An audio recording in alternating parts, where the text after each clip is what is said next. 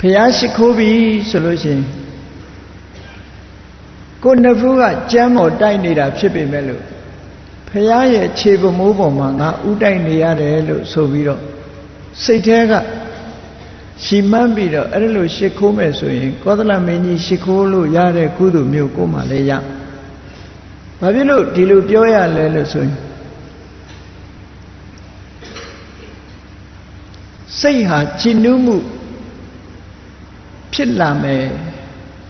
ပြိဋိဘံသံမိတာဖရာပဲဖြစ်စေတတ်တော်တရားဖရာရှင်မှာပဲဖြစ်စေတိဋ္ဌံတေနိဗ္ဗုတေစေဝသမေစိတ်တေတမံဖလံဆိုတဲ့စကားရှိတယ်တတ်တော်တရားမြတ်စွာဘုရားကိုရှိခိုးတာပဲဖြစ်စေပြိဋိဘံသံမိမြတ်စွာဘုရားကိုရှိခိုးတာပဲဖြစ်စေစိတ်ဓာတ်ချင်းတူညီစွာထားပြီးတော့ရှိခိုးနိုင်လို့ရှိရင်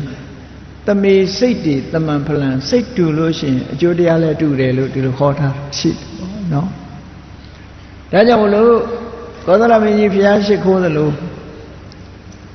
ဘုရားရုပ်ပွားတော့ပဲဖြစ်စေသို့မဟုတ်စိတ်နဲ့မှန်း၍ဖြစ်စေ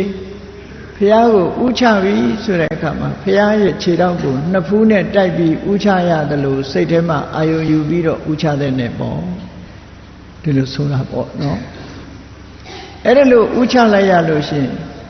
စိတ်ထဲမှာဖြစ်ရတဲ့တရားစွမ်းအားတွေဟာအမှန်တမ်းကြီးမားအမှန်တမ်းကြီးမားလို့